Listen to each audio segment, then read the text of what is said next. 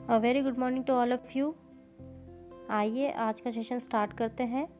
आज का पहला प्रश्न है, विश्व मृदा दिवस कब मनाया जाता है? तो विश्व मृदा दिवस मनाया जाता है 5 दिसंबर को, और यह दिवस यूएन द्वारा 2017 से शुरू किया गया है। क्यों मनाया जाता है? तो ये मनाया जाता है किसानों को जागरूक करने के लिए, उनको उनके मिट्टी के स्वास्थ्य से संबंधित कुछ जानकारी उपलब्ध कराने के लिए और उनको जागरूक करने के लिए यह दिवस मनाया जाता है। दोस्तों, इसी के साथ हम हमारे कुछ दिवस को रिवाइज कर लेते हैं। जैसे 1 दिसंबर को मनाया जाता है विश्व एड्स दिवस। 2 दिसंबर को मनाया जाता है दास प्रथा उन्मूलन दिवस, अंतर्राष्ट्रीय दास प्रथा उन्मूलन दिवस। 3 दिसंबर को क्या मनाया जाता है? 3 दिसंबर को मनाया जाता है विश्व विकलांग दिवस। वहीं 4 दिसंबर को नौसेना दिवस मनाया जाता है और 5 दिसंबर को विश्व मृदा दिवस मनाया जाता है। और इसी के साथ साथ अंतर्राष्ट्रीय स्वयंसेवक दिवस भी मनाया जाता है 5 दिसंबर को। 6 दिसंबर को मनाया जाता है महापरिनिर्वाण दिवस। ठीक है, तो पढ़ते हैं आगे। क्वेश्चन नंबर 2 है, किस स्वतंत्रता सेनानी की जयंती के उपलक्ष्य में कोलकाता में नवनिर्मित मजेरहाट ब्रिज का नाम बदलकर जय हिंद पुल कर दिया गया? मजेरहाट ब्रिज का निर्माण कर जय हिंद पुल कर दिया गया। तो इसका आंसर है दोस्तों नेताजी सुभाष चंद्र बोस। तो नेताजी सुभाष चंद्र बोस जी हैं, उनकी जयंती है। उनकी जयंती के उपलक्ष्य में ही ये जो मजेरहाट ब्रिज है इसका नाम जय हिंद कर दिया गया, जय हिंद पुल कर दिया गया। ये जो ब्रिज था ये 2018 में टूट गया था। और ये जो ब्रिज है ये कोलकाता के जो मध्य भाग है उसको बेहाला और अन्य दक्षिण पश्चिम उपनगरों से जोड़ता है। और साथ ही साथ हम ये जान लेते हैं कि पश्चिम बंगाल के सीएम है ममता बनर्जी और गवर्नर है जगदीप धनखड़। तो नेताजी सुभाष चंद्र बोस के बारे में हमें जैसे पता है कि इन्होंने जापान में आज़ाद हिंद फौज का गठन किया था और जय हिंद का नारा भी इन्होंने ही दिया था। और इन्होंने ये भी नारा दिया था कि तुम मुझे खून दो मैं तुम्हें आज़ादी दूंगा, जो कि काफ़ी प्रसिद्ध रहा था। अगला क्वेश्चन है, निम्नलिखित गैसों में से शनि के वायुमंडल में ज़्यादातर कौन सी गैस होती है? तो इसका सही आंसर है हाइड्रोजन। तो शनि के वायुमंडल में 96% हाइड्रोजन पाया जाता है, वहीं 2.5% हीलियम पाया जाता है। मतलब 96% हाइड्रोजन पाया जाता है।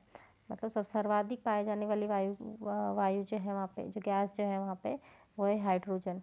शनि के बारे में कुछ इन्फॉर्मेशन हमको पता होनी चाहिए कि शनि जो है ये है हमारे सौरमंडल का सूर्य से 6वें नंबर का ग्रह है और दूसरे नंबर का सबसे बड़ा ग्रह है। पहले नंबर का कौन सा है? बृहस्पति। दूसरे नंबर का है सैटर्न, जिसको शनि बोलते हैं।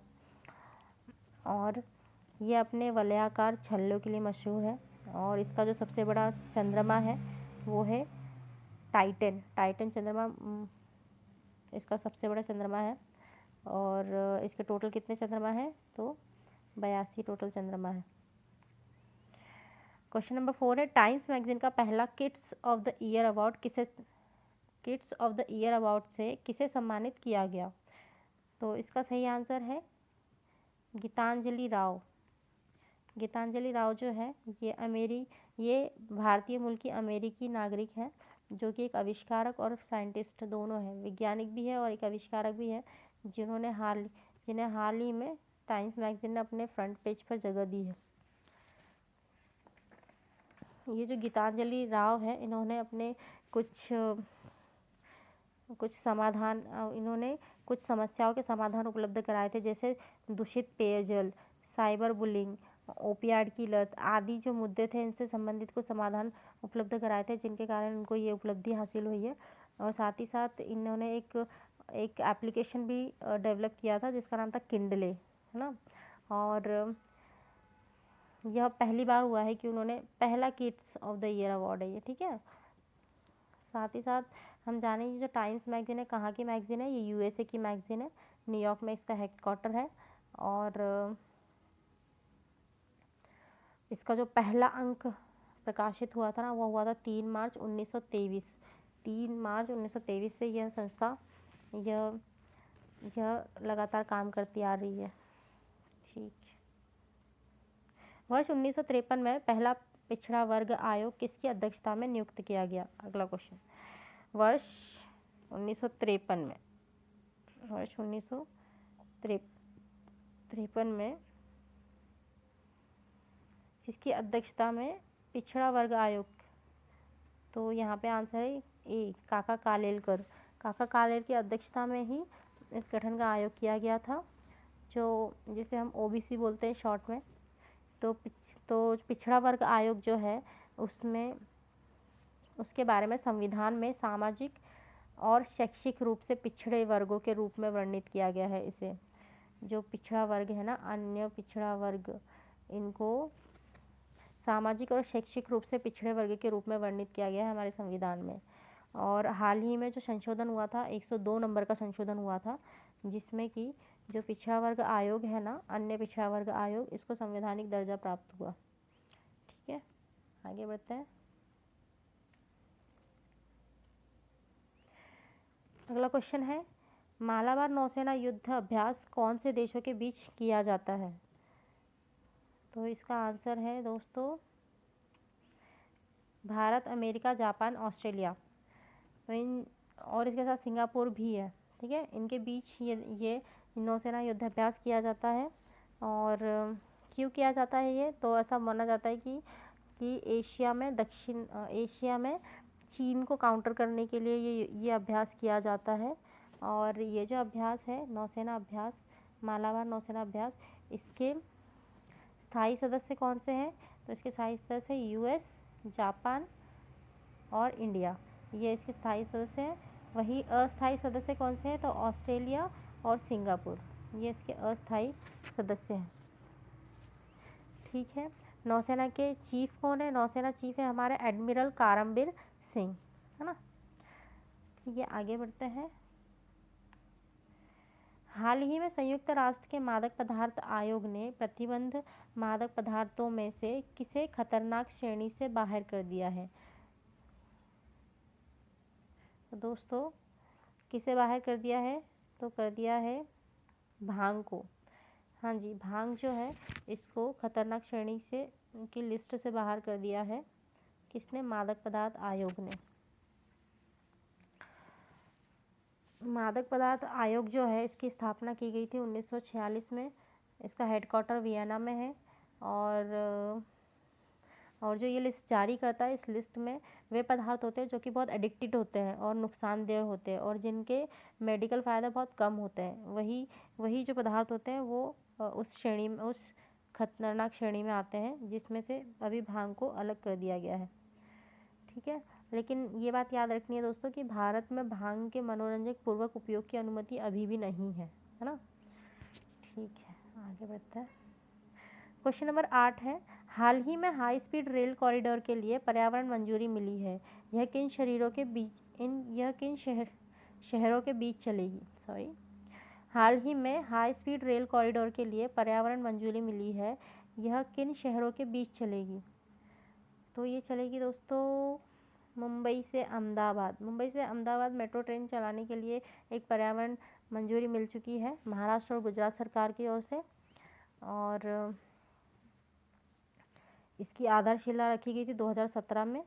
किसने रखा था? तो हमारे पीएम मोदी जी और जापान के पीएम जो है शिंजो अबे, इनके द्वारा ये रखी गई थी। और ये परियोजना लगभग 17 अरब डॉलर की है। 17 अरब डॉलर की परियोजना है। ठीक है, आगे बढ़ते हैं। हाल ही में सरकार ने निजी टेलीविज़न चैनलों से ऑनलाइन गेमिंग और करेंसी स्पॉट पर किसके दिशा निर्देशों का पालन करने को कहा है?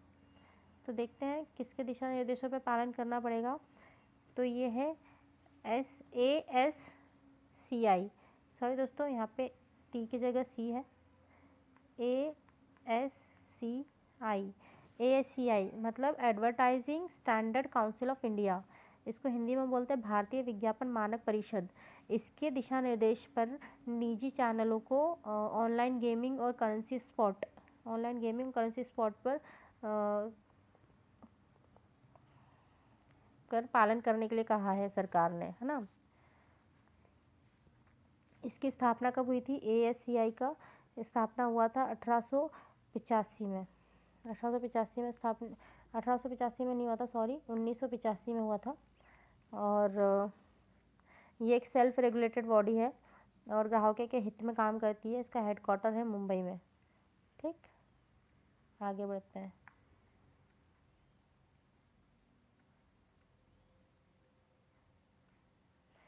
क्वेश्चन नंबर 10 है, लाल बलुआ पत्थर का कौन सा प्रसिद्ध किला मुगल शासकों के शाही शहर को घेरता है, जिसमें जहांगीर महल, खास महल और दीवाने खास और 2 खूबसूरत मस्जिदें शामिल हैं?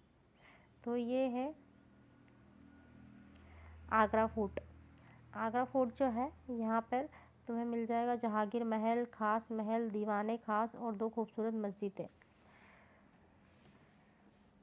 आगरा फोर्ट कहाँ पे है? यूपी के आगरा में स्थित है और यूनेस्को ने इसे वर्ल्ड हेरिटेज साइट का दर्जा दिया था, है ना। और कब दिया था? 1983 में इसको दर्जा दिया गया था। और एक और बात इससे कि ये जो बनाया गया है फोर्ट, इसकी शैली कौन सी, वास्तुशैली कौन सी? तो इसकी वास्तुशैली है इस्लामी वास्तुकला। ठीक है, तो दोस्तों ये है हमारे आज के 10 क्वेश्चन। Thank you. और दोस्तों संडे को हमारा ब्रेक रहेगा, इसीलिए कल का वीडियो अपलोड नहीं किया गया। और इस वीडियो की PDF फाइल आपको हमारे टेलीग्राम चैनल पर मिल जाएगी। Thank you so much.